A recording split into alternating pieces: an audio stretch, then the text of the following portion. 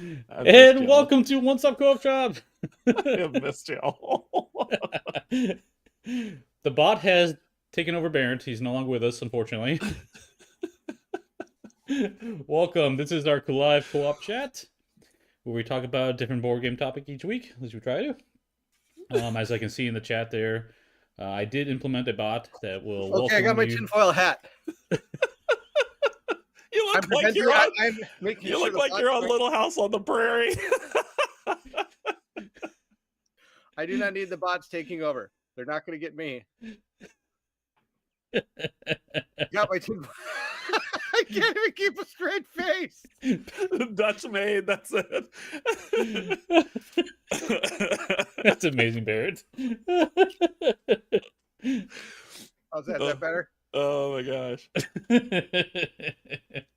I actually am surprised at how warm my head heats up with this on it. I really don't think I can hold in the heat as well as it does. I might have to wear this during the winter. I wasn't Robin. Oh, Robin, you're amazing. I love how Robin just does the straight face. I'm sorry, everybody. Yes, yeah. He's mine. It was pretty awesome because I ran upstairs and she goes, "What are you doing?" I need tinfoil. And I ran back downstairs. What? Wait. And then that was it. Oh, this is incredible. Now he's got an old French wig. Excellent. I'd say good chap. Oh, boy. All right. And cold open continues. Let's cold do open. Always a cold open. But I wasn't even here when we opened. So yes, I have a bot on there. Just want to try it out. It's set up to welcome you guys. For some of you do their first message, will say hi, and then that's it. So, but we're here not to talk about the bots and the robots taking over the world, which we could, I guess. I mean, we could. We're here to talk about board game stuff, and this week, it was suggested that we should talk about motivations. And so I kind of want to take a stab at this in like 3 different ways. One from like what motivated us to get into the hobby in the first place. Another one being like what motivates us to bring games to the table.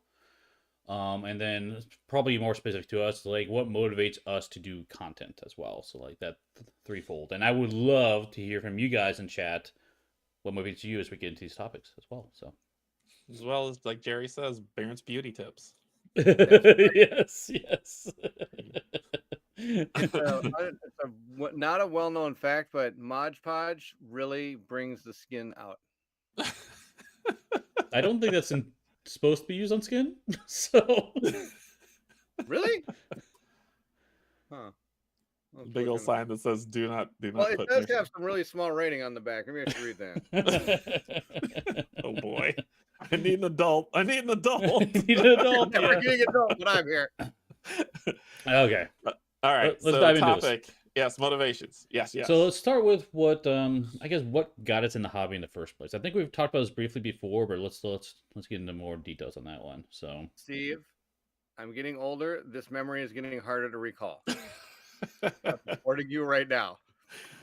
Sadly, mine's attached to a traumatic event, so mine's pretty much locked in my brain. Oh my gosh, I thought you said a Trebek event. I was like, what? You were playing Jeopardy? That's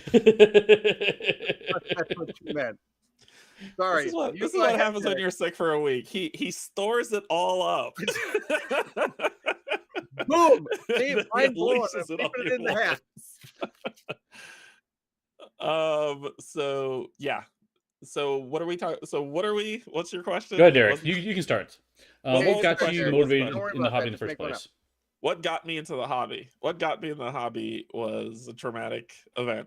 My father's passing, and I got super depressed and sad and clinically depressed. And the only way out was not through, since I like to bury stuff, right? And hadn't gone through the work to become not do that. So I buried a bunch of stuff, got super depressed, and then I saw a board game by someone named Colin called Gloomy Killforth. I purchased this game and I played it, and I kept playing it and kept playing it and kept playing it, and all of a sudden I was no longer sad. I was able to talk about what was going on, and for the few moments of my life few hours of my life that I played the game, I was able to think of things other than that. So that got me into the hobby. That's really amazing. Yeah. That's Yeah. like a super win-win story, man. Yeah. know. So I saw Colin play it, so I enjoyed it, and then the game that really sunk and won was Gloom Killforth, and it's my favorite game of all time, and nothing will ever top it because it's tied to a traumatic event, No, makes right? perfect Yeah, sense. And the that's healing fair. from that traumatic event. So therefore, I know a lot of people will be like, "Oh, it's fiddly, it's not good, it's whatnot," and I'm like, "That's your opinion. For me, it probably stopped me from spiraling even further and closing myself off from everyone." No, I'm So so glad that worked for you. yeah, so Yeah, World I will not think be the same without you, Derek. Let me tell you that much. right. So, 100%. Derek is a huge impact on us, honestly. So he helps us a 100%. ton. So, oh, yeah. I love you guys too. Ever since the first day he got to hang out with us here, I told Steve, I goes, that guy has to be on all the time. That Uh, guy's amazing. I'm just a guest. I'm here as a guest. That is fake news. You're no longer a guest. You are a staple of this thing. That is the deal. Yeah. If you don't mind me asking a little bit more, was it the fact that like it was something to distract you that helped a lot, or was Yes. it something Yeah. else? It was so I had played I think I had prior to getting into board gaming, I was the sporty. I played football, I ran track. I was the sport guy, right?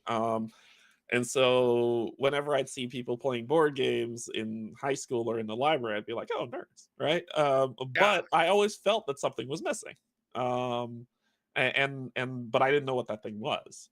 And so go through life, do all this other stuff, and then this tragic event happens, and I'm just kind of like sitting down, in my in the space that I'm in, and I see I've been watching some one stop stuff when it was just Colin, right? And Mhm. so I saw him do that, and then I saw Rolling Solo do one as well, and I was like, oh, this game looks cool, because before I was just like, it's a game, it's not gonna do anything.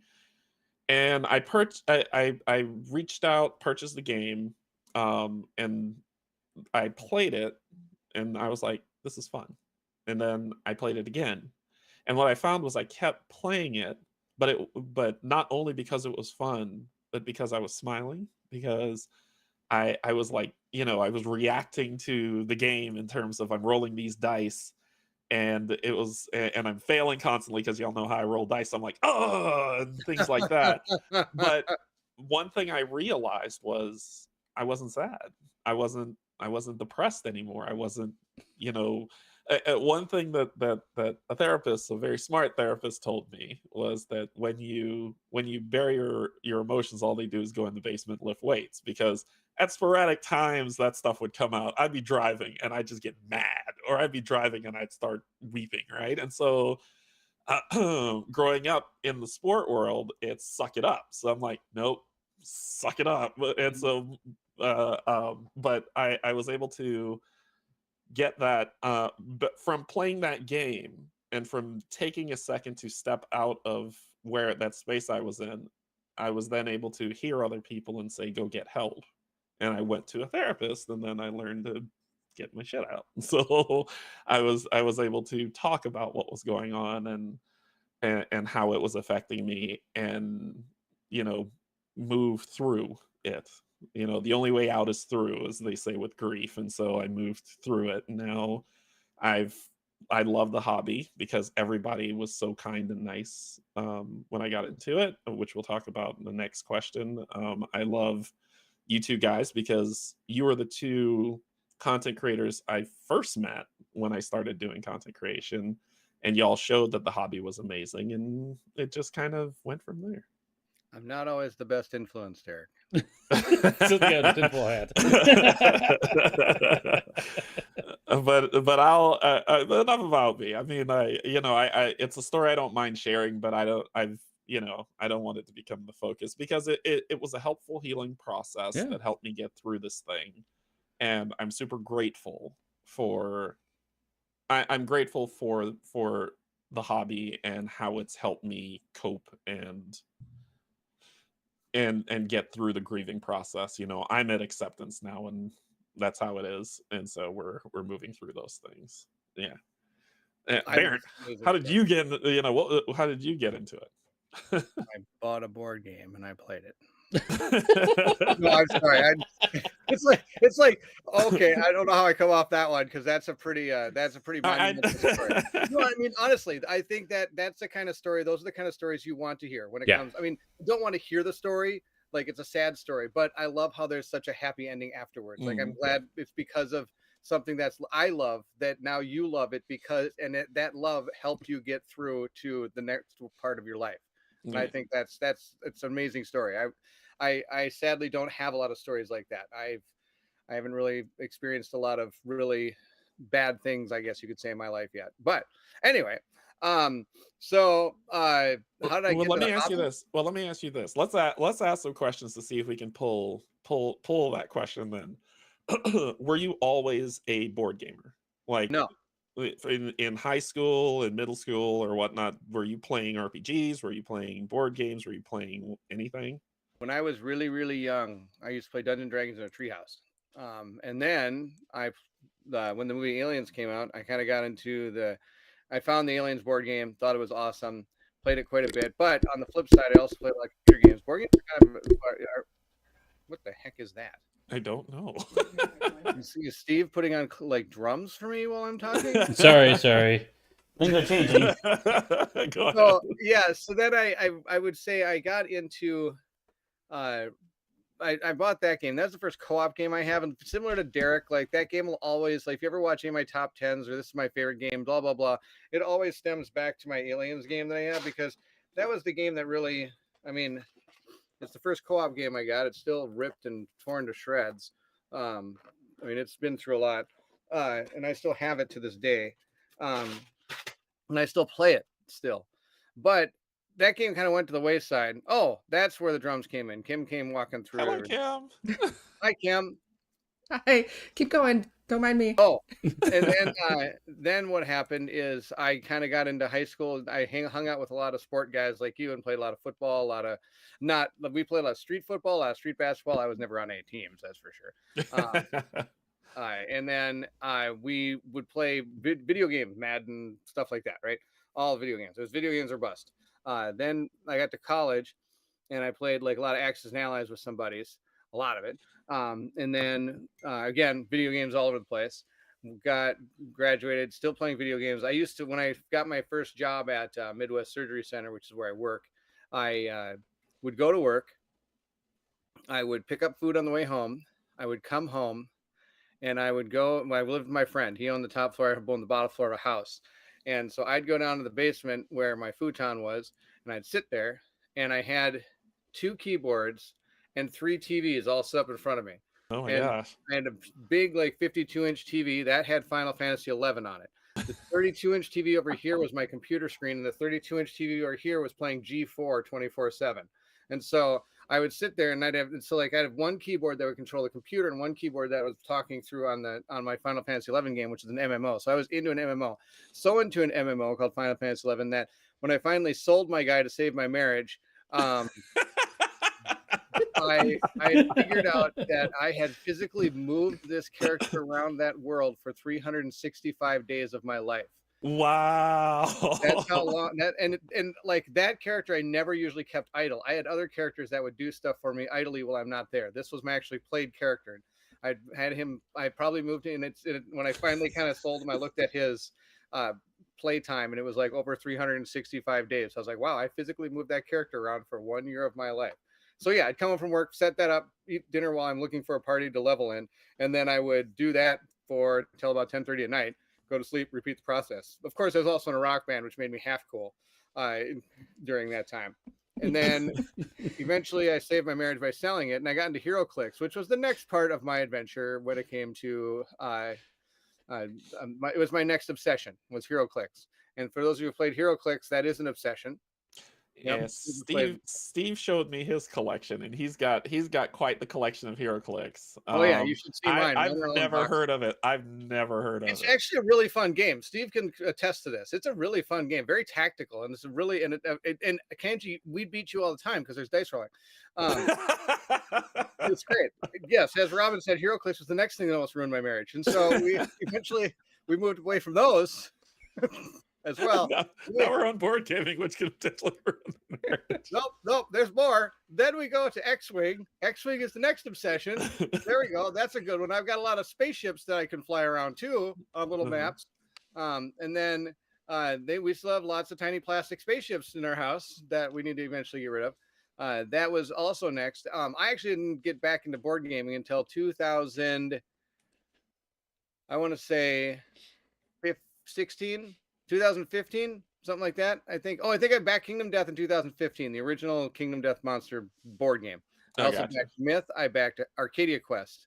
These were 3 games that I started, and then I had friends that I was like, hey, you guys should come over and play this board game. And so we came over and we played Arcadia Quest, and we played Arcadia Quest a lot.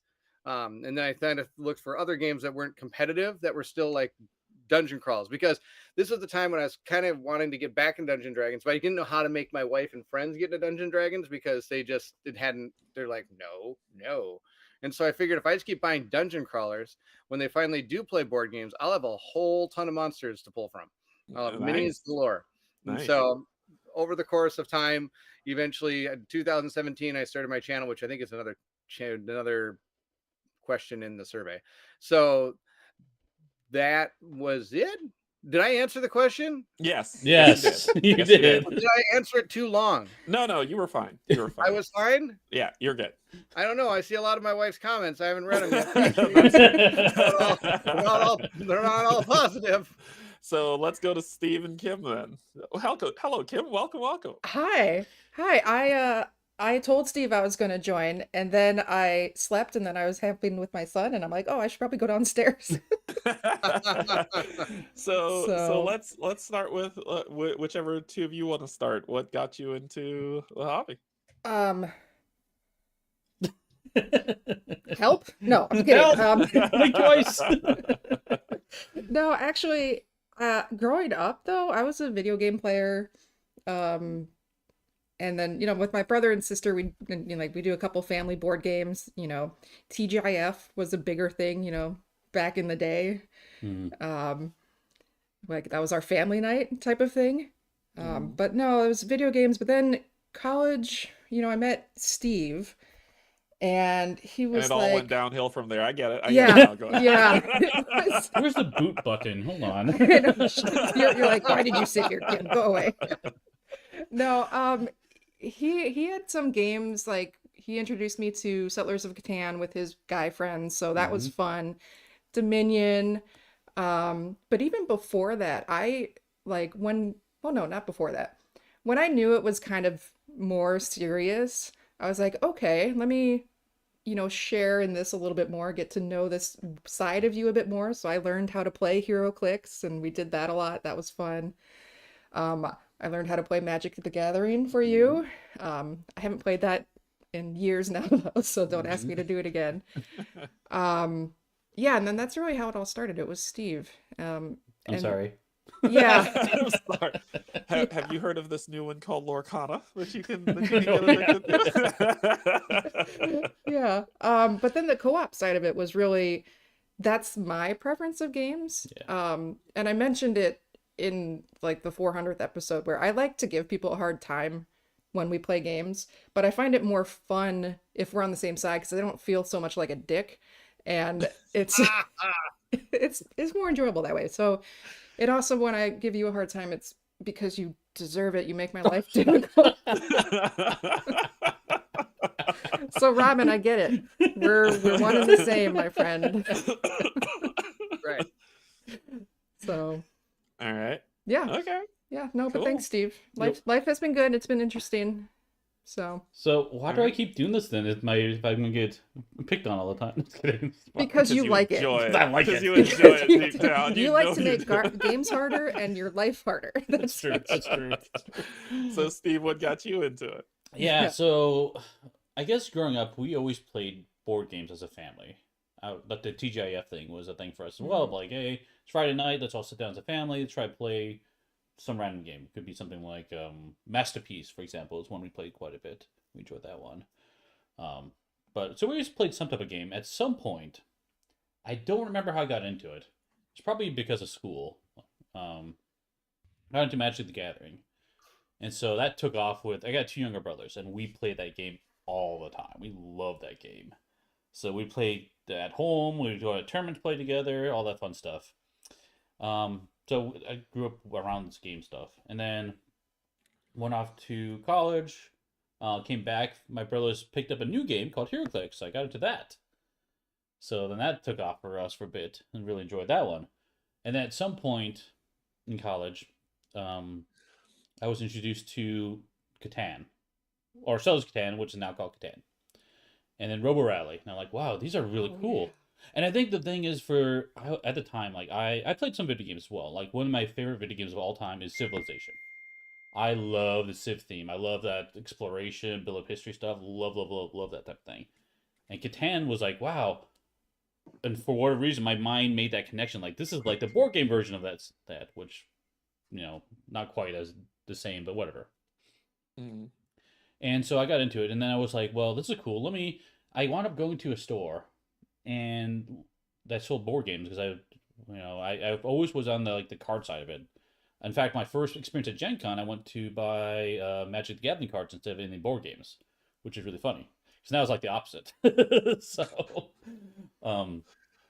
But I went to a game store, and they had a giant Bang the Bullet. And I saw that on the shelf, and I picked it off the shelf, and was like, what is the thing? And I could only find information on Board Game Geek, and then I got down the rabbit hole. Because these games, and what motivated me, I think, is the fact that these games felt new and fresh, as opposed to like what you see in the department stores, like Milton Bradley and Parker Brothers. Exactly. And all these new mechanics that came out, and then when I got into co-op games, was Pandemic our first? I think it might have been. Forbidden Island might have been it too, though. I think it was Forbidden Island, and Pandemic was maybe. It might have been. I'm not sure. So good though, too. Yeah, and then that was a real big motivation for me because we play competitive games, and it's fine. But for us, no, you got tired of me killing you the whole time. No, I'm kidding. I mean, in some games that's true. Ticket to Ride, she's a savant. I do not understand how she wins all the time in that game. But and I think the co-op one was. I noticed one thing that I enjoyed it more, you enjoyed it more, and then the fact that like I could bring a competitive game to the table and ask you to play it, and it might be a yes or no. But with a co-op game, it would always be a yes. Like, yes, I would try it. Doesn't mean you're going to like it at the end, but you always sit down and try it, right? Yes. And so that was like, okay, we both like this game, let's go co-ops. And so I started getting into the co-op stuff, and then one that became another, and now we're here, so. and two to 3 seasons of Marvel United later. Yes. That's right. Here we are. But no, I that's think really the great. other cool thing. I'm I'm glad pivoting you guys to have like those why great co-ops are more fun for me is part of that United thing is because of the community and the fact that it's not just us. It's like this whole group of people that share a common interest. I thought that was really cool. So I think that plays a huge part as to why I love that game so much. Yeah, it's a lot of fun. Cool. So that was our ends. What was the next question? Was it about content creation? What motivates us to bring games to the table? And I want to hear this from everyone too on the chat too. If you guys have fun stories, so what motivates us to bring games like to the table? Why bring a particular game put on the table? What makes you want to play it? What's your motivation? Not so much as to why even turn a camera on. Correct. Just playing a game. Just play the game. Right, why play a That's game? the answer, Derrick. I want to win. It's tough. I think it's tough only because my motivation to bring a game to the table is tied to my content creation. I could go deeper into that when we get to that question. I think that you're going to have the same answer I am, to be able to share it with others. Yes. Kind of thing. Yeah. And that's really my deal too. I think you started the channel, your state channel, probably under the same pretense that I started my channel. I didn't have the people to play it with, and so being able to play these games that are solo or co-op, I'm able to play them with people that I feel are kind of there with me, like you. I think have that same feeling. Yeah. Even though mine are VOD, when I first started, it was still awesome to hear the comments later about being able to like react to people's comments in the comment channel and things like that, where you can also do it in live chat, things like that. So the reason I like to bring games to tables, people, introduce them and play them with people and be able to experience the games with people. Now, I do play competitive games as well as cooperative games. But it's the same. It's the same feeling. It's like, and also when I play competitive games, as long as I beat Colin, I'm usually pretty happy. That's how, you know what? That's how I feel about Terraforming Mars and Pac-Man. Like when we play that game, it's on. And we have been competing with each other for a while. So that's one of the reasons I actually do a lot of cooperative games. Hey there, is because the group that we played with, they realized that their way to path to victory was always not just when playing with me, it was playing games in general. Their path to victory is to always beat the person who owns the game, like team up on that person because apparently they know everything about it. I'm like, so it stopped being exactly the funnest experience because I get ganged up on all the time. So that's why I went to cooperative gaming more than anything else. That's why we stopped playing Arcadia Quest. Not to mention it kind of got outdated and old, the mechanics and stuff. It was fun for what it was a great gateway game to get these people to play Myth and other games that I own now. But a lot of the games you see on the channel are usually games that weren't going to come to my, at least at the beginning, weren't going to come to my game group that I had because it wasn't going to fit their style. Like I did Kingdom Death, I did Seventh Continent, I did Folklore, because when I was presenting these games to them, a lot of them, the group itself kind of went, nah, Sword and Sorcery. These are the kind of games that didn't hit home. So there's a lot of games that did hit home that either didn't get on my channel or took a long time to get there. So I have said a lot of words to basically say I like to play games with people and I bring the games to the table so that they can enjoy them and experience that.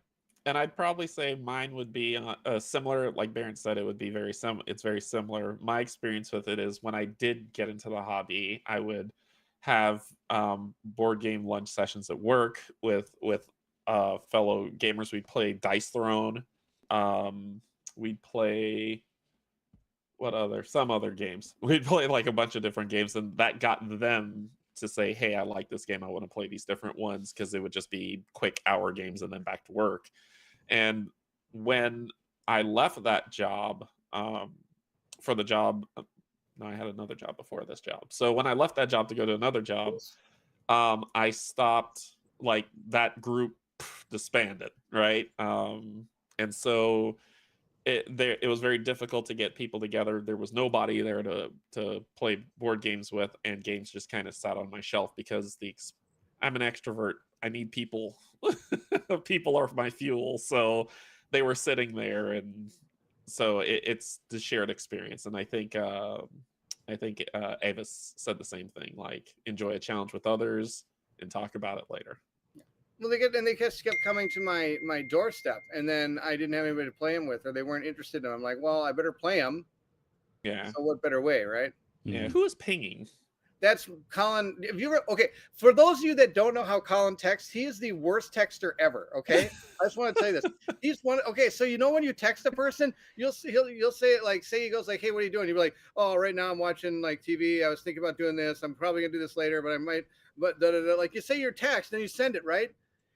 He'll text and be like, it'll say something like, say, what are you doing? And he'll be like, nothing, man, send. I was thinking watch a movie, send. But I think not sure what movie, send. Like, send. Every sentence. Man, it's amazing. I've never seen a person text like that, but he texts every sentence to you. It's super funny and makes you laugh every time. Like, I'll be like, sit all of a sudden my watch will buzz. Bzz, bzz, bzz, bzz,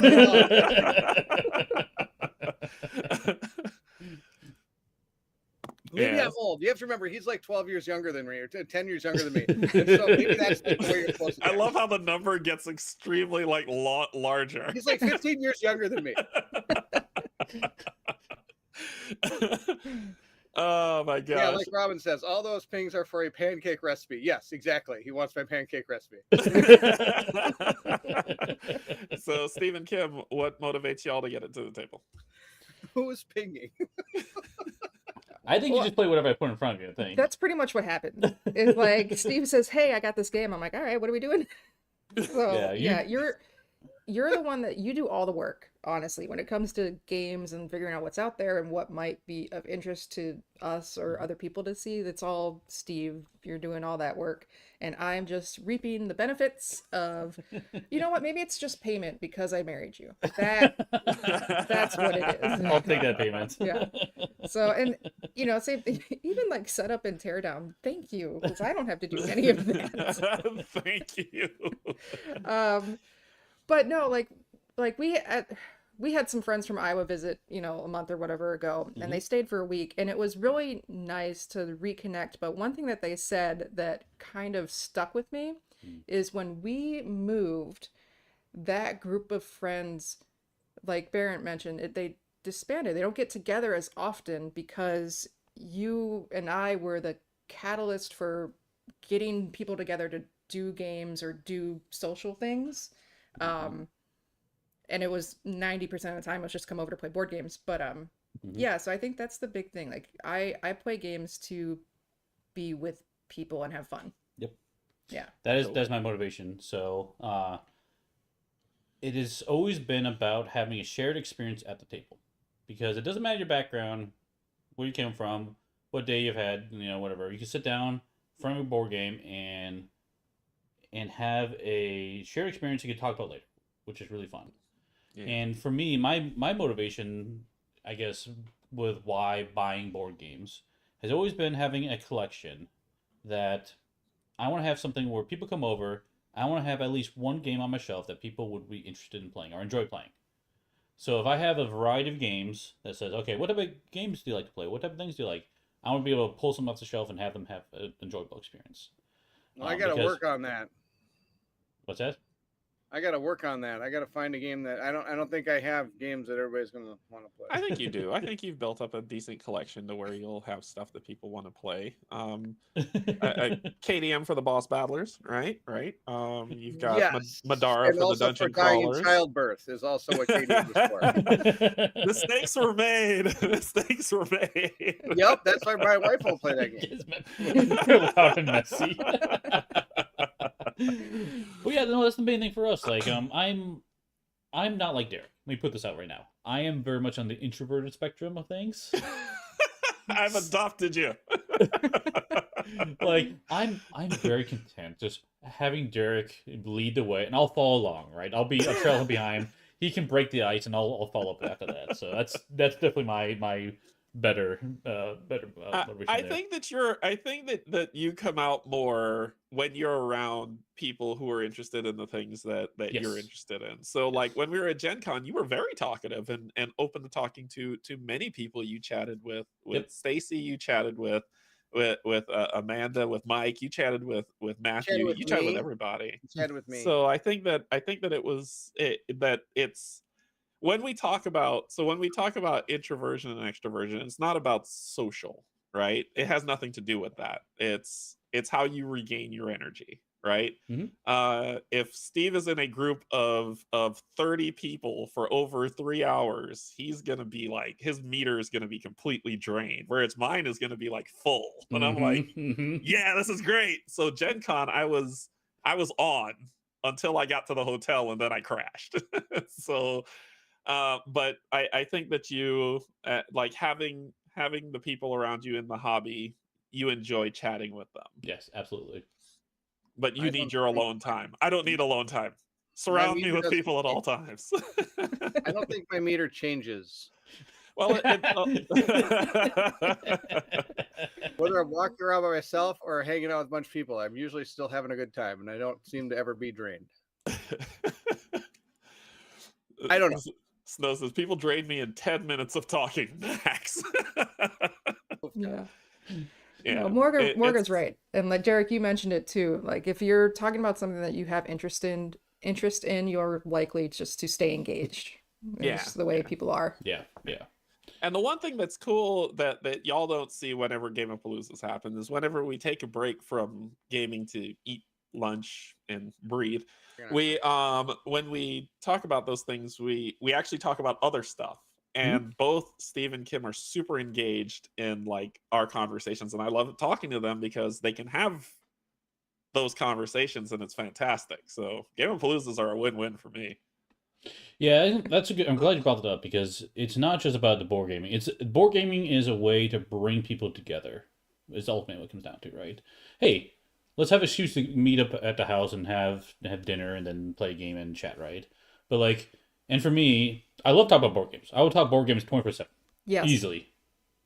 You didn't hesitate on that one. No. We'll be in bed. I'm trying to sleep, and he's reading a rule book or something. I'm just like, Yep. That's amazing. But That's I amazing. also like talking to people about, hey, how was your day? What's going on with your family, stuff like that. And Yeah. it's another way of bringing that connection, which I like a lot. So. Yeah, I love. I don't. Y'all don't get to see those sides of things, but whenever I go over there, Steve's like, "Hey, Derrick, I have a question for you," and then it leads into some like social issue that we have probably like an hour and a half long conversation about, which is great. But as soon as I hear, "Hey, I have a question," I know I'm gonna pull up a chair and I'll be like, "Let's do this." All right. So what's our next? Next one was why? What motivates to get into content creation in the first place? What motivates me to get at the people? The chat, the community, 100, just straight up. The community. Well, to get into it was initially get into it was I have a bunch of board games. They're gathering dust. I'm wasting money, so let me play some board games. That translated into this community is amazing. I want to chat with them more. I want to share in the experience with them more. Yeah. More content, because I want to get back to the community. I want to chat with the community. I want to be with like the community is the reason why I'm still doing it. Yeah, that was kind of why I decided to get into it as well. I was feeling like I got a lot out of the community because the community was very welcoming overall. Like, of course, there's some bad parts of board game community for sure, like every community, but overall, it was really really great. Like seeing the generosity and how willing people are to like reach out and I've made some interesting choices where I went to a convention and decided to stay at this guy's house I've never met before in my life, right? And like, are you gonna come back for this trip? I'm like, I don't know, but like, I remember that. You told me your plan and what you did.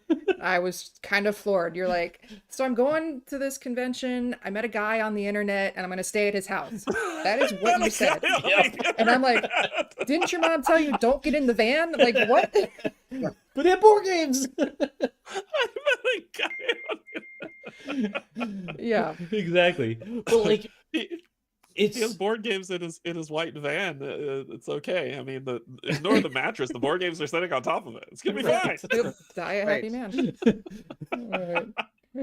But like, so like that's the comfort level around the community and everything. Everyone being so nice and everything was great. And so like, I wanted to give back.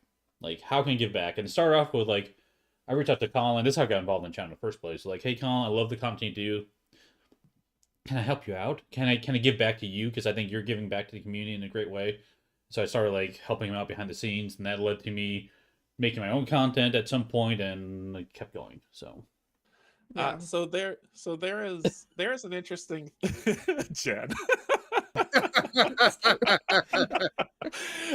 There's an interesting thing that comes up from that, and I wonder. I haven't done any research on this, but I'm curious if this is an actual measurable thing. I find that when people do things not for their own personal benefit, but for just to do them to help other people, it becomes something that others want to do as well. When you started doing Extra Life, it was like, I want to help you do that. And it wasn't like, oh, I want to help you do that because that's going to drive numbers. It wasn't, I want to help you do that because it's going to be some gain on my side. It was just more, you're doing something good. I want to help you do something good. I do get actually a lot of questions about that. I don't know if it's pertaining to the same thing you're talking about, but there's been people have reached out to me and said, like, man, you do a great job. It's really awesome to see how genuine and loving you do in this hobby. How do you record all these videos? I mean, is it really hard? And so I've gone and made multiple videos for people where it's just like, nope, this is what I do. And I show them everything. And a lot of them, and I get a lot of positive feedback back from that. It's like, oh my gosh, that's so cool. And some people have used that and have made channels for themselves from what I've told them. They've, of course, adapted their own spice to it, which I think everybody does in their own way. But I don't know if other content creators get those same type of messages from people thinking of getting into this. But I, like you say, I mean, and case in point, you're talking, Steve reached out to Colin. I think Colin's another great example of a person who just loves to do what he does and is really excited to show these games off to people. And I mean, you've got two people sitting right here. That's because of him that were in content creation. I'm sure everybody heard my story of how I got into content creation. I was, Colin had done his top 10 dungeon crawl games, and the audacity of him not putting Myth on the list was enough to blow my mind. And I was the only one in the chat that, or in the comments section, said, "What about Myth?" And he thought, "Oh, I have that. I might have to play that sometime." You know, Colin sometimes he just puts down nice little comments. He had no intention of ever playing that game, ever, ever, ever. And then, so just like Steve, who gets in the van, some random guy on the internet messages Colin and says, "Hey, I hear you're in Minnesota. Creepy, creepy. I've located a set of Myth characters. If you want to play it, I'd be more than happy to drop it off your house. Creepy, creepy. Here I come." Right? And he's like, reaches out. No, I'm good. But thanks for the offer. So he didn't get in the van. He was a little bit smarter. So then that's what I thought. You know what? I've watched these content creators for a while. I've watched Colin. I watched Doug. I've watched Doug Herring from Mystic Eye? Yeah. I've watched Adam from Rolling Solo. I've watched these guys on all these Kickstarters I've been interested in, right? I've watched Rob's Tabletop World. I'm like, and I'm watching him going like, I could probably do this. And the only reason I thought of this, because in 2 videos I watched of Colin's, I heard the words, "I'm in Minnesota." I'm like, okay, he's in Minnesota. I just had my our second kid is doing this and this. I'm like, okay, so he's married, he's got 2 kids, and he's got a job, and he can do this.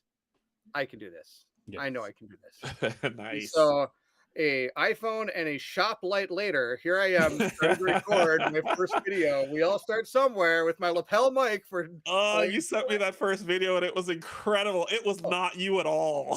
Oh no, it's like, "Hi, welcome to Meet Me at the Table. I'm Aaron. Today we're gonna play Myth." Myth is a game that was killing. I looked like I wasn't even who I was. It was like I was like a scaredy guy on. If anybody goes and watches my very first video, believe it or not, it's Myth. And it's bad. It's so bad. It's incredible. It wasn't until the 7th continent that I got a message from Doug Herring, and he said, "Dude, this is really good. It's absolutely amazing. You're totally coming out, and I feel like your actual self is now being portrayed. Your first set of videos looked a little forced," and I was like, I think it's probably true. I'm probably all of a sudden now going like, "All right, ever played the game? Raw, here we go, raw." The first 7 times I died in, but that's okay. Yeah. So I wanna roll back. Steve, you shared this comment, but I wanna bring it up again. This is by Morgan Knight. She said the board gaming hobby is a lot more welcoming as a woman, I've noticed. Way less misogynistic and mean than the video gaming scene. I think that's because it's more about sharing and teaching. Yes, 100%. I think that it's more inclusive. Mm-hmm. The visceral I've come across, but I've come across that visceral way like 1% out of the 99% of the hobby and the community that's been very welcoming. I've seen the community be kind of rough, which has had me steer away from a game. But once I've said that, and I've been like, I remember I avoid playing Mage Knight because I saw them tear somebody a new one for getting it, and I said, I'm not going to play that game because I don't want that. And as soon as I said that, a couple people reached out to me and was like, Yeah, there's a couple people who are really adamant, but if you let them know, we got you, we'll help you learn it. And I played it, and everybody on there was super kind. So I think that this community is very welcoming and very protective of each other, which I really like. Yeah, that's huge because I was very unsure of coming into content with Steve Hmm. for that that reason of fear. It's like, God, I'm a woman. It's kind of you're all guys. Is it like video games? You hear horror stories, Well, if and you look at the first videos, what you were doing with me, you're not even on I wasn't camera. even on camera. And Yeah. I left up to Kim, like, Kim, whenever you're ready, you want to have a camera on you, I'll make it work. But you don't have to be on camera if you don't want to. Yeah. So, But now it's cool because, yeah, Yeah. you're right. The community itself is very welcoming. We, Mhm. like you said, we got each other's backs, and it's fun. So I'm glad I did. I'm glad you too, because Yeah. I'm all for having more diversity in the Yeah, group. yeah, diversity. Kim, you are, yep. Jen, who is Jen's, also yeah, Jen, some who plays Jen's on here board too. games. She's a content creator on Twitch. Mhm. And she does fantastic solo playthroughs of stuff. So y'all should check her out. She's Definitely. amazing. Yeah. Yeah.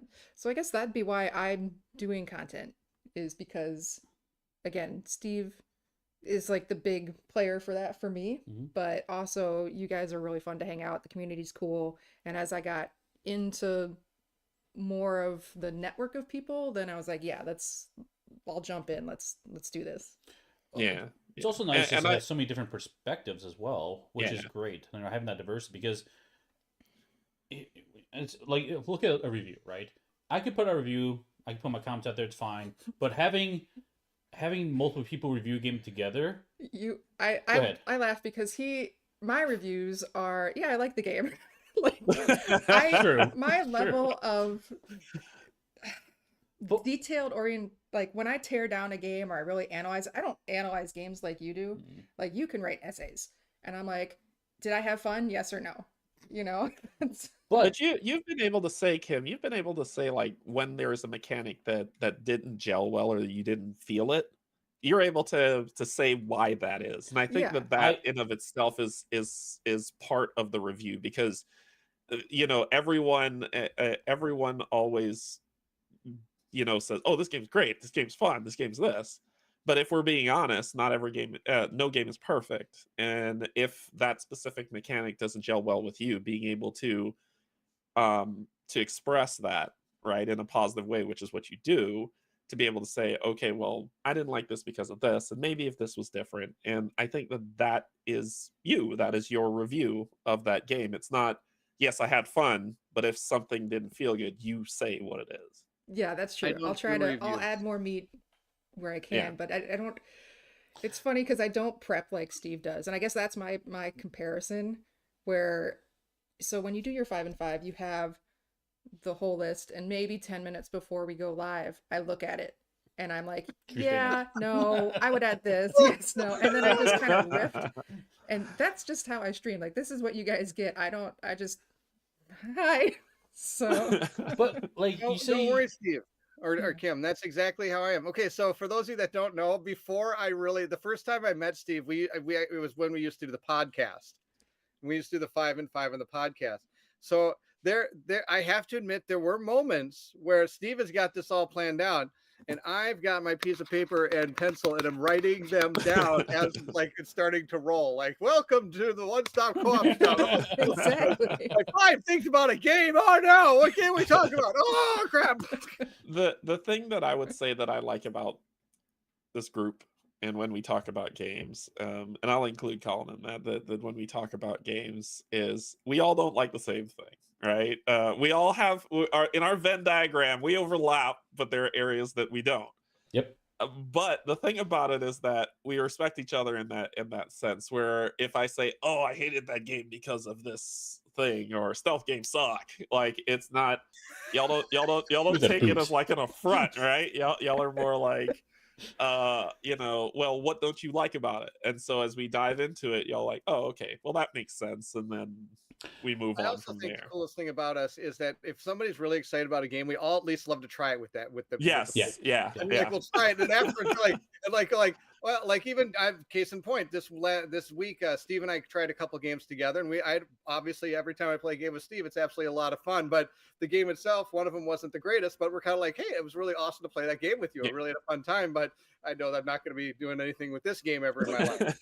Or like the other game we played together, we had a great time playing it again, and this one was actually fun. So I think the game is part of the whole thing that we've got, that people got going on, and it's really exciting to find people like this. And I hope more people can find people not like me, because that would be way too good if there's that many me's on the world, but just in general, finding people that are enjoying the game, enjoying games, and love to try all different kind of games. That's and I think that's one of the things that really I kind of pride myself on. I mean, because Colin introduces me to a lot of games. Like, hey, like every once in a while I get a call, be like, hey, are you doing anything tonight? I'm like, no, Robin's going to bed early. You should come over and play this game. I don't even ask what it is. Okay, on my way. Boom, there I go. I walk in. So we're gonna build habitats. Oh, okay, sounds good. Let's build a habitat. So I'm curious. I'm seeing I'm following along in the chat, and Avis ran through something. Says it's weird how solo games are so accepted in video games and not so much in board games. I'm glad your enthusiasm for them exists towards Snow, and I'm curious. So I haven't run into anyone who has been. I guess maybe I don't know. I haven't run into anybody who's been a jerk to me because I'm a solo gamer. I think I wonder if more he's saying that that there's not that solo gaming is something that, I mean, instead of doing as in like every video game that's made usually has a solo component. so it's saying like if it doesn't have a why is it that video games, no matter what, are always able to be played solo? Where not every board game is, because I mean, a lot of times, most of the games, of course, I think we all have, more often than not, they are solo, have a solo thing to them.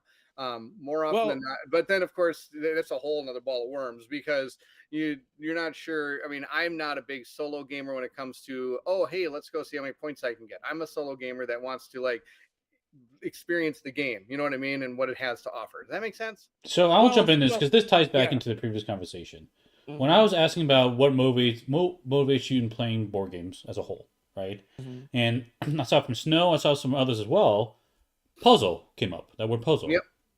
Right. I like the challenge. I like solving a puzzle. And I wonder if the people who are saying, why don't you go play a video game, their motivation is not the puzzle. It is something else. Right? Yeah. Which I think is a valid... Everyone has their own motivations, and that they're equally valid for that person, right? So, but I agree that you shouldn't go out and put down other people's, what they like, because your motivation don't align with it, right? Right. Yep. I mean, that's just straight up, don't do that. Yeah, that's you being a jerk. Exactly. Yeah. Exactly. When it's like, all right, I'm going to push this button. Oh, that's here? Yeah, push that button. Okay. That's Mike. Where I think that's what you're saying. Where he's like, it's non-gamers that aren't. It goes back to the gaming group, being accepting as we are, I would think. Oh, okay. Like, I mean, I think there's a lot of people who want to go out and share what they like or dislike a game, right? Sorry, what did I miss? What did I miss? Sorry, it's Yogi's. Oh gosh, Yogi. That means it's tricky to my van. And if he disappears, I know where he's going. Okay. I'll be in Yogi's van later. So yeah. I don't. I guess I'm curious. Like I'm getting curious about it, because I believe Snow. I believe her experience. I'm just curious about, like, I've seen them. I've seen those comments. What have you seen people say? Solo mode, boo! Like, not solo mode. It's solo board gaming. It's like, well, what's the point of doing it, right? It's like a game I because like board games. Like I said, I like experiencing the game. I mean, and everybody's got their own reason to play solo board games. Some people like that puzzle. Some people like to see, if I do this and this and this, I can get the most points. And oh my gosh, that was awesome. I'm maybe that's because I'm not much of a Euro gamer, but I love to play Euro games with people. I don't like to play them solo. But I love to play adventure games. I love to play like campaign games, and I'll do those solo all the way through, because I'm excited to see what's next. Yeah, right. Surprise, right? But there, I mean, and I don't know, and so I think there are different types of games out there for solo people, and I don't think that I've never really heard of, like, if you're a solo gamer, what the heck are you? You know what I mean? Yeah. Maybe I'm in the wrong I'll chat. say Snow, I believe that that happened and that sucks. Yeah. You send them to me. We I'll got tell them you. where to go You sound because like I think Serrano. I think that's hot garbage, man. I think that is straight up hot garbage. Well, why play board games? Well, why don't you kiss my butt? And Yeah, that's yeah. kind of where it goes with it. It's because I want to do that. You don't get to dictate how I find enjoyment. Exactly. Sorry. Yeah, don't Sorry. yuck You my sound yum. like Serrano from Major League. And what you I wanna pause and step back and be like, what you saw was me being protective of the community, right? The community being board gamers, solo gamers, people who don't play solo. It doesn't matter if you like something and you're having fun. To hell with what everybody else is giving you noise about, right? And Yep. so it's more that to me was me saying I love this community so much, and they've been very very nice to me that I want to be there for them. Oh, thank you, Ryan. Thank you so much. At least somebody else has seen Major League. That's But yeah, no, that's very sweet, Papa Bear Derrick. Papa Bear Derrick. Yes. right. I will defend my friends. I'm a very loyal friend, so I will defend my friends. Like I'll go to war solo for gaming them. is kind of why I started my channel in the first place. I mean, my wife loves to play games with me, but she's a teacher, and a lot of the times a day in the life of a teacher can be really exhausting. And so she has a tendency to kind of go to bed earlier. And so there's a lot of times where I'm like, I'm going to set this game, we're going to play it. And then she'll come down like 8:30. Do you mind? I'm really tired tonight. I'm just going to go up and read a book and kind of wind by myself. And I'm like, yeah, fine. When obviously our marriage is built on perfection. So, I mean, I'm kidding. But I mean, it's not like we always have to be around people. So even having hobbies and things outside of ourselves of what we do really helps. Like she reads a lot of books. She usually reads about 100 books a year. I read maybe 2 rule books a year, and I make up the rest on my own, depending on how many games I play. I usually just hand the rule book to Steve. Yeah, that's about it. So when I started my channel, it's basically because of that. Like I have a game on the table ready to go. Well, not only that, Steve. The other idea was, of course, Colin didn't want to do Myth, and I was like, okay, we can make this happen. So I think those 2 factors really made my channel start in 2017, and now here I am in 2023, still doing it. But I have a tendency I've been doing a lot less, especially over the summer, because in 2017, I also had kids that were really a lot younger. Now I've got a 13-year-old that enjoys actually being around me. Surprise, surprise. So we've been, especially during the summer, we do a lot of things all the way up to bedtime. And so I don't get a lot of content done in the summer, but it's going to change, I think, coming in September because the kids go back to school. So again, bedtime's going to start going a little bit earlier. But so it's kind of come on this like full circle thing. Like I used to do a ton of it. Now I can't do as much of it, but I'm sure as time goes on, it'll continue to be a little bit more. And I think it's just because, okay, I'm done. What just happened? Keep finding out. I just keep talking, and like, did somebody say something? No, we're listening to you. I know you are, but then I realized I'm not saying anything important. Everything I'm saying is like, okay, I'm just like making words come out of my mouth now. You were in it. I'm engaged and I'm listening, and then all of a sudden you're like, okay, I'm done. I realized what I was saying was I was coming to that point in the conversation where it was where like my wife always says, okay, you can stop repeating yourself again. And I'm like, okay, I'm gonna start repeating myself. I just gotta stop. You can hear some of my polos. I'll be like, I'll say something, and then like as I finish the polo 30 seconds in, I'll repeat the exact same message for 30 seconds again. My thing is so I have I have a really good friend. He has ADHD, and one of the things that he does is he can get into this loop where he talks a lot.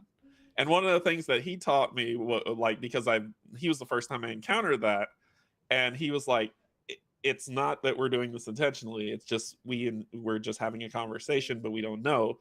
So telling us, "Okay, slow down," or "That's it," is actually very helpful. So for me, like if I ever encounter that with you, I'd just be like, all right, you need to pause for a second. but I've never hit that.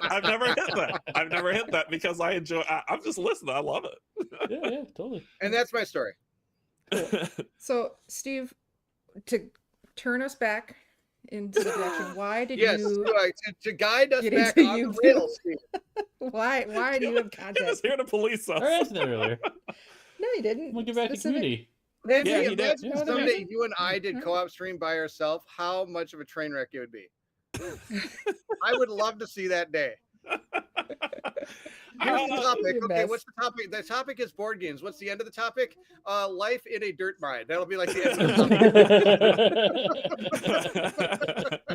topic. So I know the next question was about content creation. Yeah, we covered that one. Did I we? got into We it. did. Didn't we? Yeah, you Did- said We you do touched content. it. We touched it, but I don't think. Did you? Maybe you didn't answer yours. You can go and answer yours. Go ahead. What was the question? Oh God. What motivated you doing content creation in the first place? Oh. we Sorry, did I talk thought it about was that. how did we get into? Yeah. I thought it was how we got into. I Okay. probably did. How'd I get it? Yeah, we did talk about that. Yeah, I think so. Okay. Yeah. All right. Yeah. No, but it's. I mean, these are our conversations. These aren't things that we're. I mean, for co-op chat, y'all are seeing a glimpse into our polos, but these are the conversations that we talk about all the time between the three of us that I enjoy. I think it's great. I think so too. Yeah, we have. What are you talking about? I got my notes right here. All right, that's Yeah, just all my turn notes. flip 'em around. That sounds like it's blank. Kim, in turn. So for you, my question for you is, as you've been getting more and more into the hobby, have you found there are games that you that you find that you gravitate towards? Yeah, these are ever play games, or are you just kind of know whatever comes? Games that I gravitate towards. I don't dislike a ton as long as it has a good cooperative goal to it, I guess. Does it have to be cooperative or collaborative? Do you know what I mean by that? Well, collaborative would be good too. Collaborative means you have a shared goal, but cooperative means I'm actively helping you out. I like the actively helping out cooperative aspect Okay. because the way, like, we're attached at the hips when we play board games in the sense that I know you are the support character and I'm going to leverage the heck out of that Yep. to get what I want done better. So I'm a selfish cooperative player and I'm aware of that in that sense. Kind of, Steve but needs it's to not. get out of his. He needs to get out of his wheelhouse someday. But like Steve, I enjoy. I challenge you someday. I enjoy setting you up to have see that to stuff. play That something is different. fun for me. So Yeah. so Steve, instead of being the druid support character, he needs to be the rogue. I want to right. see him. So Actually, I you will would see say he was- Tyrose go crazy again? Is that what you're saying? No, we're gonna deal with that on Sunday. Yeah, we are. No, I don't. Tony's devastated. I'm gonna have to think about that question a little further, Derek, and really write my essay and see like what is it specifically about any particular game. It really also depends on my mood, to be honest. Yeah. Where I think part of like, okay, United, it's a simpler game at the surface, so I feel like I don't necessarily have to think so hard. When you get into it, things change, of course, but that versus like Robinson Crusoe, which I love that game, but sometimes I don't feel like I want to get punished the whole time. So it's like, which type of game night are we playing? So Yeah, for sure. yeah. So You should end it's based on game difficulty or game complexity.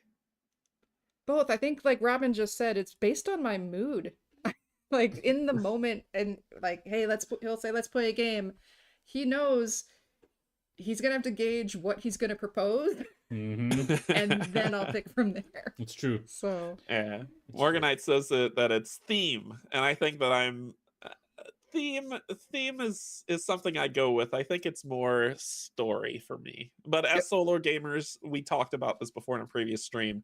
As solo gamers, we focus more on story than mechanics than anything else. But yeah, I've never had a theme that dissuaded me. So theme to me isn't something that's like, oh, that theme is super good. It's gonna be so fun to play in that theme versus like, oh, I don't think I'm gonna play that game because it has this theme to it. Like theme is not the selling point. It's the like sprinkling, like it's the frosting sprinkles, like it's yeah, the yeah. on the donut. Yeah, I've heard people say theme drives them as well, just like with Morganite saying, because I remember, I can't remember who it was, but someone told me that they wouldn't play this Warmind because the theme was very hard for them to deal with. So 100%, yeah, theme 100%. does affect some gameplay. That's And I me. think a lot of that has to do with kind of maybe I mean it's this is I'm believe it or not, I'm using the wrong words here. It's going to be like, for example, like maybe your morals or your the your comfort zone, things of that, where if you don't want to, if that is something, and there are games out there like you're saying this War of Mine, or maybe some kind of events that may be like, okay, I can't deal with this because something Yeah, like this really yeah, it hits more home than it should, you know what I mean? yeah, To me, maybe I mean, I'm kind of, I haven't really had a lot of games that would really hit me as like, oh my gosh, I can't really deal with this. You know what I mean? And when it comes to what games I play with Robin, she's actually gotten a really good plan now. And she'll say, hey, she'll be like, what are you doing tonight? I playing a game with you. Yeah. And then she'll be like, you know what? I would really like. Would you want to do like time stories or like one of those hunt a killer type games with me? And I'm like, sure, that's great. So she's already told me like, hey, I'm in the mood for maybe like a one-off little murder mystery type thing we could play. Sounds yeah. great. Or she'll tell me like, hey, I'd really like to get bashed and kicked in the face. Can we play Robinson Crusoe? Yeah, totally. I don't mind a mean game. And I think that's probably why I like the Lovecraftian themed games, because they're cruel, they're hard, and so I don't mind them. I think it's more the story that's being told that draws me in. And that's probably why I have almost every Lovecraftian game. And that's why you have all those Euros. Yeah, Frostpunk. That's a game that will kick you in the face. And I still have this War of Mine in my top 10. I really, really enjoy that it's game. a great game. It's Yeah, like you I said, think it's tough. I mean, there's so many times where I'm just like, I have to do this. And so I do that. And then the next thing I know, my guys are all dead because I chose the non-optimal path. But I was like, well, I gotta say, there's a baby crying in the crib. I gotta take the baby. Oh, what do you mean? Now you have to spend food resources on this kid? But I had to. And then all of a sudden, next thing I know, my team did not make it. Yeah. I don't know if I could handle the setup teardown of Frostpunk. It's not bad, Jen. I could teach you to play Frostpunk. It's amazing. It's a fun game, and It was fun. cruel. You know what helps with teardown and setup? Not first off, having somebody do it for you. That's what I was saying. Have Derrick do it. Having a great insert. For some reason, That's I true. found that it's so much easier to get games Yeah. to the table when I have my inserts that are really good. I don't have a lot of them, but like for example, Madara's but before I had the insert to Madara, my gosh, that was a pain to put on the table. Now it's like super easy. Same with what do they have, like ISS Vanguard and Aeon Trespass Odyssey. I'm really finding it so much easier to get these bigger games to the table than what it used to be, where it'd be like, okay, I gotta pull out this deck, now I gotta pull out this deck, now I gotta pull out this. Like now it's like, oh, they're all in this one thing. And it's like it's super easy. I mean, I don't know if we mentioned this in the stream, but sadly, the guy who did the Madara insert and the ISS Vanguard insert and things like that, he sadly passed away. Yeah. He had a very fast illness that took his life way earlier than it obviously should have. He was every contact I've had with him has been absolutely fantastic. He was a very wonderful man. Like I always said, you go to buy inserts, and sadly, most of the time you're buying inserts made by companies. This guy was a gamer who made inserts for games. He wasn't a company making inserts for a game. He actually played these games. He knew the games. He knew how to, that's why I think they were so good, is he knew what to put where so that you could get that to the table. Yeah. But I digress. Yeah, I think that inserts do help a lot. Especially I the bling. big Yeah, if it's a game that I really enjoy, I will bling the heck out of it, and that also helps. I have a hard time doing that. I don't know why. I really do. I have a hard time blinging out games. Like I was at Gen Con, and I have, if you see it right here, I have the Quacks game, Super Mega Box, right? Oh my gosh, we play it all the time. It's a great game, family game, awesome game. And I was like, oh, I should bling that game out because they get those super cool tokens, right? At Gen Con. They were like $75. And I was like, 75, that's about as much as the game. So when you see some people's bling out stuff, so Janet who Oh yeah, that was awesome. when Janet brings out her bling stuff. When we were at Gen Con, we were playing Arkham Horror, and she brought out the bling for Arkham Horror, and I was like, "Oh, these are so So cool! nice. The coins, So and nice. everything is just so amazing." Yeah. And that I don't know. It helps a lot. It helps a lot for me. Mhm. This is the closest I get to blinging things out. I use coin capsules. This is as close you get. Well, not that one. There's little coin capsules, right? And I'll put the tokens in that. That's about as close as you get. We have a really blinged out version of Defenders of the Realm that's going to be. It's on my queue to get to the channel. But Kim did an amazing job helping print these giant evil towers for the game and stuff. So yeah, we have fun with that type of stuff too. Yeah, I've got this really cool blinged out dice tower that I use to roll dice. I got that bling out. I That should get bling one out. of those. I'll have to look it up, figure out who did that. Oh, You got backlog. Oh, I do. Derrick, thank you so much. But yeah, and Jess, if you're gonna hear this, thank you for being very patient. Kim's quitting her job. Yeah. No, this weekend you're working on that laser engraver. Just see how it works. Gonna get the laser up and running, give Jess her choices, and finish her tower, and then our neighbor wants. There's like a bunch of other non-related board game stuff, so things been good. I've gotten a lot of really good feedback and a lot of really great questions about, hey, I've been looking for a quiet dice tower. Where did you get that? And I'm like, here's the link to Kim's site. There you go. Send them my way. If you live in North Carolina, call me directly and I can just drive it to your house. Cool. Okay, I think we're probably good in this Did chat. we exhaust it? Exhausted the chat. Yep. We did. So next week. Damn it, Ryan. What? Don't worry. That's I didn't say it this time, but it was on my mind. One day.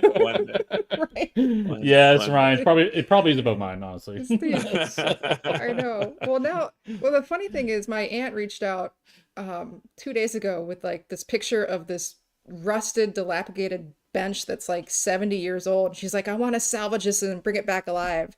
So I was like, okay, sure. So yeah, sorry. So table. Oh, Mike's gonna North Carolina. There you go. For a boil. Nice. Yeah. Yeah, if you're in town, let us know. We could do that. Give me a call. But yeah, so Crab boil. Crab boils. Yeah. You have not experienced the southern crab boil? Okay, let me show you. Let me talk about how many crabs we have in the Midwest. That'd be 0. Yeah. I grew up in Minnesota. I am familiar. The only place you're gonna get crab would be at Red Lobster. About the only place you're gonna get it. Which I'm gonna guess there are no Red Lobsters on the East Coast. No, There are Really? lobsters, Well, but they're not frequented. Yeah. Yeah, I was gonna say they have to be like almost the non. Why would you? Okay, sorry. Go ahead. I'm with you. I don't know why you go there. Yeah, seafood boil. Yeah, exactly. Yeah, exactly. Yeah. Yeah, the North Carolina is known for breweries, crab broil, and liquor. So We're known for lakes. True. Which, and I don't know if this is right, so maybe I shouldn't say it, but I'm gonna say it. Someone fact check me. Wisconsin has more lakes than Minnesota, but Minnesota produces more cheese. That's correct. At one point, that was I'm true. pretty sure- I don't know I'm if pretty it's sure it's correct. still true. Wisconsin. I know Wisconsin does have more lakes. I know that It much. does. Yeah. Yeah. So there's some more Wisconsin-Minnesota rivalry right Yeah. there. It's all the same take it region. to the it's fine. football field. Let's do this. So That's okay. Wisconsin drinks more of. There's a certain liquor. I forget what it is. It's like a liquor that's like you associate with a European country, and they drink more of it than any other place in the entire world. It's like something like bourbon or something. Like they drink more bourbon than any place in the entire world. It's like, what? Like, why would that be the thing there? You know what I mean? Wisconsin is our Germany. That's what I feel like. That's the beer place. yeah. Yeah, my thing about North Carolina is I told Steve, I was like, I'm gonna move to Raleigh, and he's like, that's dangerous. Don't do it. Do it. Do it. A lot more face-to-face streams would be awesome. Mm-hmm. Yeah. Yep. All right. So Actually, let's wrap it up. transition point. Let's talk What's about up? streams. What do you got coming up, Derrick? Today nothing, because as you can hear from me being nasally and stuff, is I'm still kind of getting over my sickness that I've been down and out all week. But tomorrow, there's a stream for Arkham Horror, and then later that night there's this little D&D game that we're playing on this unknown channel, that not a lot of people know about. Yeah, but that guy's a jerk. DM, he's a cruel jerk. He almost killed us. No. And I already know a decision I'm gonna make that the team may be mad at me about. I think the cleric needs to guide some more people in their endeavors. There is. Recruit, I should say. I'd probably say, Kim. Being sick has given me a chance to think about how to solve a conundrum that you're under. So let it play out. Let it play out. I want it back. Let it play out, and we'll see how it goes. We'll see how it goes. Viga is pissed. So, but tomorrow, Sunday night, we'll be playing Chapter 6, which is the finale of Episode 6, which is the finale for Chapter 1 of our D&D campaign, and then we'll do kind of like this touch point wrap up, and then see if we want to keep going or not, and we'll see how that goes. But Sure. That's what I've got scheduled so far. What about you, Bairnt? What you got? Like I got anything planned. Every week. Let me check my list. Are you I doing got it Rogue right Angels here. on Monday? At least. I am doing Rogue Angels with Colin on Monday. Okay. Sunday I'm doing Dungeon Dragons with Derrick and Steve and Kim and my wife Robin. We're all going to do our best. Then Bairnt never knows. Thanks. No, that's actually true. My goal is to record this. This is the crocodile from Kingdom Death Monster. I put him on his blood pool here. Hey, so Robin. Hey, Robin. I told Bairnt I'm going to use that to that's put against y'all D&D. And then that's my goal, is try to record that. Oh, I do have Kinfire coming out today. I think it's edited and ready to go. And then I have the second. I have another Kinfire video that's going to drop this week as well, while I work on getting Kingdom Death Monster up and running. Again, I've said this, I think, every time we do this. The summer is a little bit tougher for me to actually get content out, because I do spend a lot of time with my family in the evenings, as opposed to my wife going to bed early and my kids needing to go to bed for school. So we actually do stay up a lot later and play games and hang out and do stuff as a family. So I don't get a lot of free time during the summer to record. So sadly, my content does go down, but that's okay. It will come back up. It's kind of like that Chubba Wumba song. Is that the group? I get knocked down, but I get up again. I'm never going to take you down. Is that Wow! song? Wow! Right? You Is that reached Chubba into the annals of history from Yeah. that one. Wow. Okay, I don't think I ever want to hear about being reaching into the annals of history ever again. That's definitely not someplace I'm going to reach into. But Just wear a glove, you'll be fine. Just wear a glove. okay, fantastic. So the Chub, is that Chubbawamba? Is that who sings that? I don't Chumbawamba, remember. yeah. Well, I'm I sure think the that's chat it. will help. You're me right, out. you They're got gonna it. Tell me I'm correct. Tub Most thumping? likely. I Tub usually thumping. am. Yep. Yeah. Yep. There you go. Boom. Yeah. I know that there are two Kickstarters starting that Oh, that's right. I'm going to be making a video about that. Yeah, I got 2 videos I have to make for next week, so they'll definitely be content next week. I'm going to make a video about there's 3 Kickstarter. I actually want to. This almost has started. This is almost like it's almost okay. So remember when we had the trifecta hit us like 2 or 3 years ago? Remember this day in Kickstarter history? Yep. Which When was Isofarian Guard, Aeon Trespass Oathsworn. Odyssey, and Oathsworn all Yep. dropped on the exact same day, and I was like, "Oh crap! There goes $1,000." Same thing is happening again September 4th. You've got the reprint of Stars of Icarius, you got the reprint of Isofarian Guard and Rogue Angels all drop on the exact same day. So it's, here comes $1,000. Yep. Yeah, so I do have review copies of I have my Isofarian Guard, which isn't a review copy. I paid for that, but I do Emil did send me a review copy of Rogue Angels that I want to cover on the channel. So that's going to happen next week. So I'm probably going to have I'll have a lot of streams going next week. I'll probably make up for my lack thereof last week. So, yeah, so I'm gonna make a video just featuring those three games, what they're about, and why they're so exciting to be able to have. And like one of those things like you need to try to get into these games. I really think, I mean, it's almost like when those 3 hit, if you watch my like top 10 videos, all 3 of those were in the top 5 that year, like when they came out, because they almost all pretty much dropped again in the same year. Isofarian I think hit like into January, February, so I didn't make my list or something. I think just barely outside of it. But Aeon Trespass and Oathsworn both hit those days, and they both made my top 3.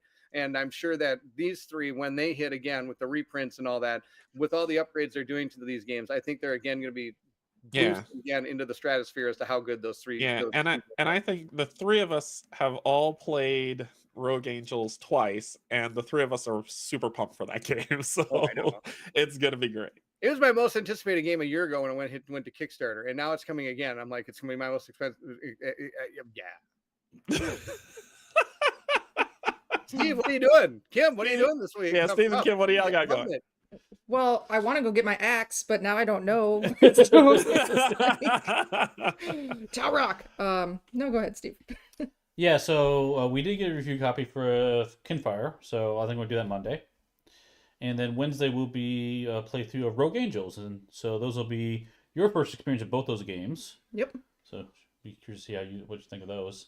And then, yeah, Isofaring Guard's coming up. So this weekend we're playing a lot of Isofaring Guard, because we're also prepping a comparison video of before and after. Like the first one is 1.5, but like Bairnt said, there's a lot of that. One day is gonna be a expensive day. So, Isofaring Guard, Rogue Angels, and Stars of Karios. Oh man, I think they all hit the same day. I think it's September 4th. Yep, I think you're right. So yeah, just so prepping for that one. But yeah. Nope. Save your money, everybody. Yeah, I'm gonna be in the wood shop. Yep. That's my plan. Kim's gonna quit her job, start making dice towers so you can pay for the board games. That's right. That's right. That's right. Please support. That's lucrative. That's what we call lucrative. Also, we need to talk about the next game of Palooza. Yes. And when that's gonna be.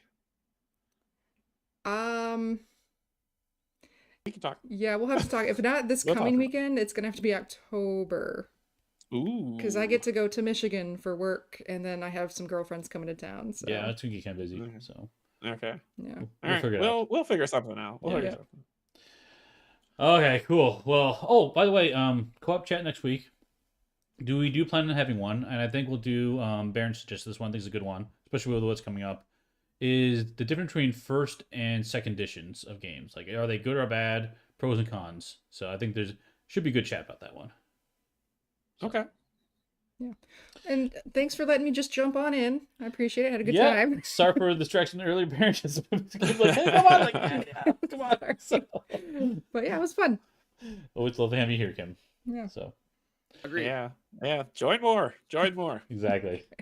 All right. Well, thanks everyone for watching, and we'll see you at the next stop. Bye. Take care, everyone. Bye-bye.